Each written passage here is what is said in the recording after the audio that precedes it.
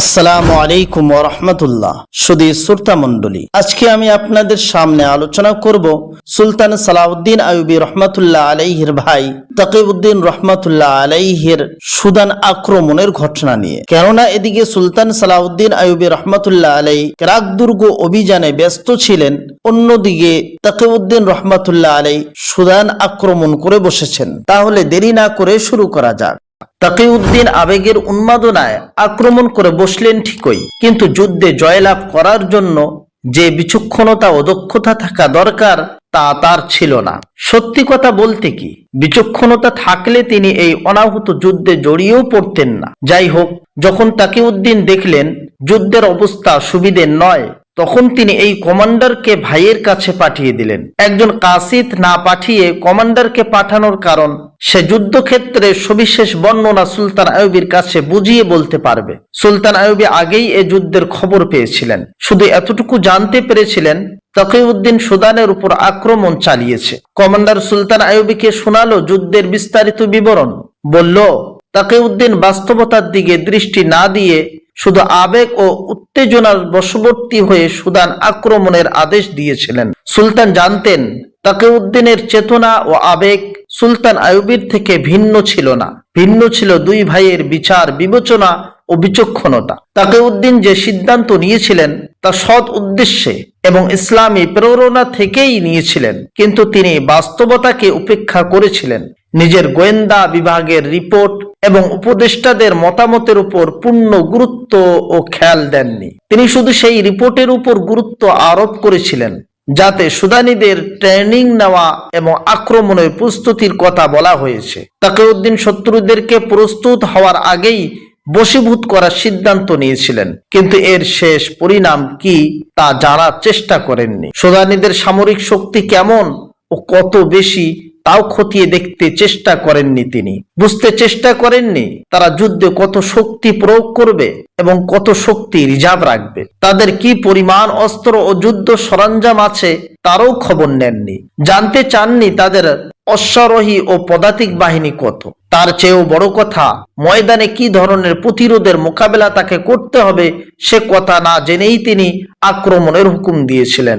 এমনকি মিশরের রাজধানী থেকে সে অঞ্চল কত দূরে এবং কেমন করে সেখানে নিজেদের রসদপত্র পাঠাবেন এর কিছুই না ভেবেই তিনি এই যুদ্ধে জড়িয়ে পড়েছিলেন। সুদানিরা তাকিউদ্দিনের বাহিনীকে সীমান্তে কোনো বাধা প্রদান করল না। তারা তাকে সুদান সীমান্ত থেকে অনেক দূর পর্যন্ত ভিতরে অগ্রসর হওয়ার সুযোগ দিল। শেষে এমন এক স্থানে এনে ফেলল যেখানে নিষ্ঠুর মরুভূমি তাদের মৃত্যুর জন্য ভয়াল ফাঁদ পেতে রেখেছে, যেখানে প্রাণের কোনো অস্তিত্ব নেই এক ফোঁটা পানির ব্যবস্থা। তাকিউদ্দিনের বাহিনী প্রকৃতপক্ষে সুলতান সালাউদ্দিন আইয়ুবীর রণকৌশল অনুযায়ী যুদ্ধ করার প্রশিক্ষণ পেয়েছিল। তারা শেষ পর্যন্ত টিকে থাকার এবং সংখ্যায় কম হয়েও শত্রুর বড় বড় বাহিনীকে তছনছ করে দেওয়ার সামর্থ্য রাখ। তবে এজন্য কুশলী সেনানায়কের নেতৃত্বের প্রয়োজন। এ সৈন্যদলকে শুধুমাত্র সুলতান আইয়ুবীও কমান্ডো ও ব্যবহার করতে পারতেন। সুলতান আইয়ুবী সম্মুখ যুদ্ধের সংঘর্ষ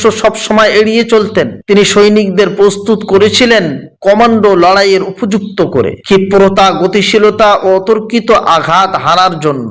এ বাহিনীর কোনো জুড়ি ছিল না, কিন্তু তাকিউদ্দিন কৌশলবিহীন শুধু সৈন্য সমাবেশ করে যুদ্ধ করায় অভ্যস্ত ছিলেন। এই বাহিনীতে দক্ষ, পরীক্ষিত ও জানবাজ সৈন্য ছিল, কিন্তু তাদের সঠিক ব্যবহার করার নেতা একমাত্র সুলতান আইয়ুবীই ছিলেন। সুদানে আক্রমণ করা মানে সুলতান আইয়ুবীর এক বিরাট বাহিনীকে বেহুদা বন্দী করে রাখা। খ্রিস্টানরা এটাই চাচ্ছিল, আর এজন্যই তারা এরকম চাল চেলেছে। তাকিউদ্দিনের বাহিনীকে কৌশলে সুদানের গভীর অভ্যন্তরে নিয়ে তাদের মনোপুত স্থানে কার্যত বন্দী করে রেখেছে, আর তাদের উপর সুলতান আইয়ুবীর কৌশল অবলম্বন করে রাতের অন্ধকারে অতর্কিত আক্রমণ চালাচ্ছে। তাকিউদ্দিন উট, ঘোড়া এবং সৈন্যদের জন্য এক ফোঁটা পানিও পাচ্ছে না কোথাও। কমান্ডো বাহিনীর সালার অবস্থার নাজুকতা উপলব্ধি করে এক সময় বলল, আমাদেরকে আপনি মরুভূমিতে স্বাধীনভাবে ছেড়ে দিন। আমরা মূল বাহিনী থেকে বিচ্ছিন্ন হয়ে নিজেদের মতো সরে পড়ব।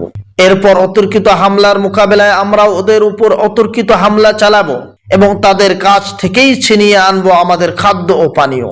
কিন্তু তাকিউদ্দিন এতে বাহিনী সংকুচিত হয়ে পড়বে বলে আশঙ্কা করলেন। ভাবলেন এতে কেন্দ্রীয় কমান্ডো ক্ষতিগ্রস্ত হবে এবং সম্মিলিত শক্তি দুর্বল হয়ে যাবে। ফলে তিনি এ প্রস্তাব প্রত্যাখ্যান করলেন এবং এ ধরনের চিন্তা মাথা থেকে বাদ দিতে বললেন তাকে। যখন রসদপত্র বা খাদ্যশস্যের প্রশ্ন উঠে তখন তাদের মনে জেগে উঠে অজানা শঙ্কা। তারা বর্ডার থেকে এত দূরে চলে এসেছে যে স্বাভাবিক অবস্থায়ও এখানে রসদ পৌঁছতে কয়েকদিন লেগে যাওয়ার কথা, আর এখন তো রাস্তায় রসদ বহর আক্রান্ত হওয়ার সম্ভাবনা 16 আনা। যে কোনো জায়গায় যে কোনো সময় আক্রান্ত হওয়ার আশঙ্কা আছে। এই আতঙ্কজনক অবস্থায় পথ চলা নিরাপদ নয় বলেই বহরের প্রতিটি সৈনিক নিরাপত্তাহীনতায় ভুগবে। কমান্ডো বাহিনীর এই আশঙ্কা অচিরেই সত্য প্রমাণিত হলো।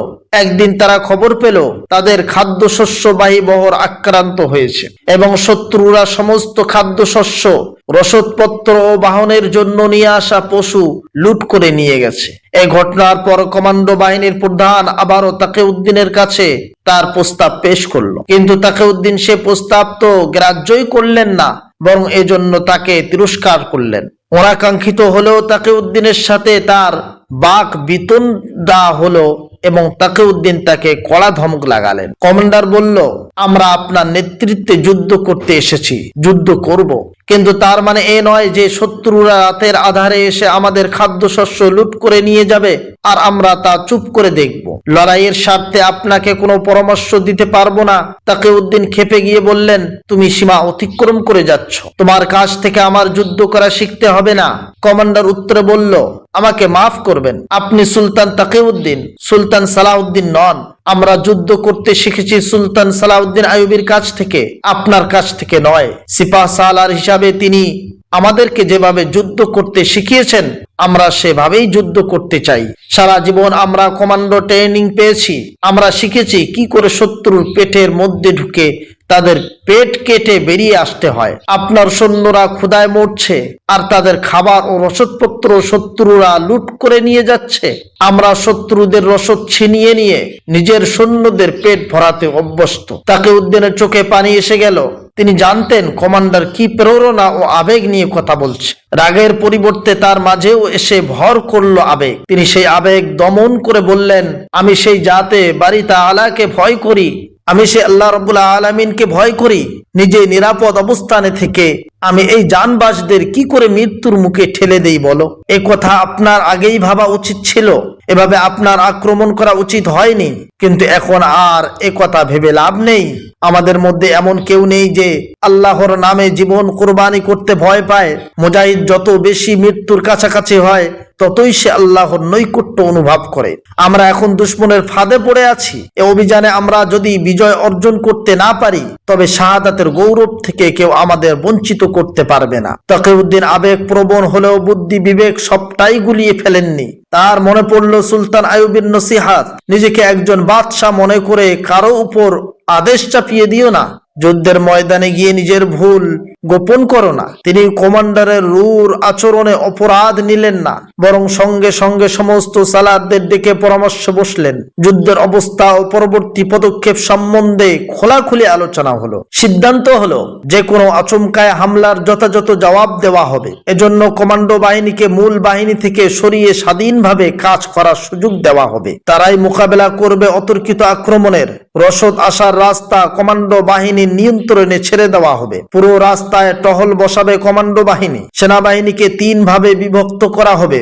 3 দিক থেকে তারা আক্রমণ চালিয়ে যাবে শত্রুদের উপর। তাকিউদ্দিনের সাথে থাকবে রিজার্ভ বাহিনী। রিজার্ভ বাহিনীতে সৈন্য থাকবে খুবই কম। এই বিভক্তি ও ব্যবস্থাপনায় উপকার হলো এই যে সেনাবাহিনী দুর্গম উসর মরু এলাকা ছেড়ে চলে যাওয়ার সুযোগ পেল। যে দুর্গম টিলা, পাহাড় ও বালির সমুদ্রে আটকা পড়ে পানির অভাবে মারা পড়ার অবস্থা হয়েছিল তাদের তা থেকে বাঁচার সম্ভাবনা উকি দিল এর ফলে। সিদ্ধান্ত অনুযায়ী যার যার গ্রুপে সামিল হয়ে সৈন্যরা ছড়িয়ে পড়ল মরুভূমিতে। শত্রুরা 3টি দলের সঙ্গেই মোকাবেলায় নামলো এবং তাদের তাড়িয়ে নিয়ে চলল। মুজাহিদরাও শত্রুর সাথে তাল রেখে সুবিধাজনক অবস্থানের দিকে সরে যেতে লাগলো। কমান্ডো বাহিনী এবার নিজেদের ফর্মে চলে এলো। তারাও বিভিন্ন গ্রুপে ভাগ হয়ে দুশমনের উপর আঘাত হানার জন্য প্রস্তুত হয়ে গেল। সুলতান আইয়ুবী তাদের শিখিয়েছিলেন কেমন করে ঝটিকা হামলা চালাতে হয়, কেমন করে বিশাল বাহিনীর উপর ঝাঁপিয়ে পড়ে মুহূর্তে সবকিছু তছনছ করে আবার ফিরে আসতে হয় নিরাপদ দূরত্বে। কমান্ডো বাহিনী এবার সেভাবেই আঘাত হানতে শুরু করলো দুশমনের উপর। কিন্তু তারপরও স্পষ্ট বোঝা যাচ্ছিল সুদানিদের বিশাল বাহিনীর সাথে এই যুদ্ধে সফল হওয়ার সম্ভাবনা খুবই ক্ষীণ। কারণ ইতিমধ্যেই মুজাহিদদের খাদ্য ঘাটতি দেখা দিয়েছে, সেনা সংখ্যাও খুবই কম। এ সময় বাইরে থেকে সেনা সাহায্য পাওয়ারও কোনো সম্ভাবনা নেই। বাধ্য হয়ে কমান্ডোরা রাতে আক্রমণ চালাতো আর খাদ্য পানীয় সংগ্রহ করে মুহূর্তেই সরে পড়তো সেখান থেকে। দুশমনদের বিনাশ করার চেয়ে তাদের দৃষ্টি থাকতো দুশমনদের খাদ্য ও রসদের দিকে। ফলে দুশমনকে ঘায়েল করার মতো অবস্থা সৃষ্টি করা সম্ভব হতো না তাদের পক্ষে। তারা যে খাদ্য ও পানীয় সংগ্রহ করতে পারত তা পৌঁছে দিত অন্যান্য গ্রুপ ও সৈন্য দলে। তাকিউদ্দিনের আশঙ্কা ক্রমেই সত্যে পরিণত হতে লাগলো। কেন্দ্রীয় কমান্ডো শেষ হয়ে গেল এরই মধ্যে। তাকিউদ্দিন তার বাহিনী নিয়ে ছুটে বেড়াতে লাগলেন এখান থেকে ওখানে। এ ব্যাপারে তিনি নিশ্চিন্ত ছিলেন মুজাহিদরা তাদের শেষ রক্তবিন্দু দিয়ে মরুভূমির বালুকারাশি সিক্ত করবে, কিন্তু কোনো একটি ক্ষুদ্র দলও শেষ পর্যন্ত অস্ত্র সমর্পণ করবে না। লড়াই বিস্তীর্ণ এলাকায় ছড়িয়ে পড়ল। মুজাহিদরা আরো ছোট ছোট দলে বিভক্ত হয়ে গেল এবং লড়াই অব্যাহত রাখলো। ফলে সুদানের ব্যাপক এলাকায় এ খন্ড খন্ড লড়াই চলতেই থাকলো। কিন্তু কোন সেক্টর থেকেই এমন কোন সংবাদ এলো না কোন সৈন্য দল অমুক জায়গায় অস্ত্র সমর্পণ করেছে। মুজাহিদ বাহিনীর কমান্ডোররা নিজ নিজ অবস্থান থেকে নিজেরাই সিদ্ধান্ত নিয়ে লড়াই চালিয়ে যেতে থাকলো। নিয়মিত বাহিনীও এবার অতর্কিত আক্রমণের পথ ধরল। সবারই অটুট সংকল্প যে করেই হোক যতক্ষণ তারা বেঁচে থাকবে ততক্ষণ যুদ্ধ চালিয়ে যাবে, কিন্তু কেউ সুদান ছেড়ে যাবে না বা আত্মসমর্পণ করবে না। এ ধরনের আক্রমণের ফলে শত্রুদের সমূহ ক্ষতি হচ্ছিল। শেষে অবস্থা এমন পর্যায়ে এসে গেল যে শত্রুরা মুসলিম সেনাদের সুদান থেকে বের করে দেওয়ার জন্য অস্থির হয়ে উঠল। মুসলিম সেনাদল মরুভূমি, পাহাড়, জঙ্গল, এমনকি লোকালয়েও ছড়িয়ে পড়ল। তবে বাহিনীর কোনো কেন্দ্রীয় নেতৃত্ব আর বজায় থাকলো না। কোন গ্রুপ কোথায় কিভাবে আক্রান্ত হচ্ছে বা আঘাত হানছে অন্য গ্রুপ সে খবর জানতে পারছে না। বিশেষ করে তাকিউদ্দিন যুদ্ধের পরিস্থিতি সম্পর্কে পুরোপুরি বেখবর হয়ে পড়লেন। তার কাছে এখন আর যুদ্ধের কোনো সংবাদ আসছে না। সৈন্যদের জান মালের ক্ষতির পরিমাণ কত, কত সৈন্য বেঁচে আছে এ ব্যাপারেও তিনি এখন আর কিছুই জানেন না। কিন্তু শত্রুদের পেরেশানি দেখে বোঝা যায় তারা এখন মুজাহিদদের সামাল দিতে গিয়ে অস্থির হয়ে পড়েছে। তারা যে আর মিশর আক্রমণ করবে না তাদের অবস্থা দেখেই একথা বলে দেওয়া যায়। কিন্তু এই পদ্ধতির যুদ্ধে কোনো বড় ধরনের লাভের আশা করা সম্ভব নয়, কারণ এভাবে কোনো এলাকায় নিজেদের দখল কায়েম করা যায় না। অথচ যুদ্ধে সৈন্য সংখ্যা ক্রমেই নিঃশেষ হয়ে যায়। এই অবস্থায় এসেই তাকিউদ্দিন সুলতান আইয়ুবীর কাছে জরুরি খবর পাঠানোর তাগিদ অনুভব করেন। ফলে একজন কমান্ডারকে সবকিছু বুঝিয়ে সুলতানের কাছে পাঠিয়ে দিলেন। কমান্ডার সুলতানকে বলল, সুদানে সফলতা তখনই সম্ভব যখন ওখানে সেনা সাহায্য পাঠানো যাবে। ওখানকার সমস্ত সৈন্যই এখন পরস্পর বিচ্ছিন্ন। সবাই কমান্ডো স্টাইলে লড়াই চালিয়ে গেলেও সম্মিলিত বাহিনী হিসাবে তাদের এখন একত্রিত করা সম্ভব নয়। বিক্ষিপ্ত এ বাহিনীকে রক্ষা করতে হলে অনতিবিলম্বে ওখানে একটি সেনাদল পাঠানো প্রয়োজন। কমান্ডার সুলতান আইয়ুবীকে আরো জানালো তাকিউদ্দিন এ কথাও জেনে যেতে বলেছেন যদি সেনা সাহায্য পাওয়া সম্ভব না হয় তবে কি তিনি এই বিচ্ছিন্ন বাহিনীকে মিশরে ফিরিয়ে নেওয়ার চেষ্টা করবেন? মিশরে যে সৈন্য ছিল সে সৈন্য দ্বারা মিশরের অভ্যন্তরীণ ও বর্ডার নিয়ন্ত্রণেই যথেষ্ট নয়। ফলে সেখান থেকে সৈন্যদের সমস্ত সেক্টরে নিয়ে যাওয়ার প্রশ্নই উঠে না। আবার সুলতান আইয়ুবী সৈন্যদের পিছু হটারও সমর্থক নন। ফলে তার জন্য সিদ্ধান্ত নেওয়া কঠিন হয়ে গেল যে তিনি তার ভাইকে পিছু হটার আদেশ দিবেন না। যেখানে এখন তার নিজেরই সেনা সাহায্য প্রয়োজন সেখানে তিনি কিছুতেই তার ভাইকে সেনা সাহায্য দিতে পারেন না।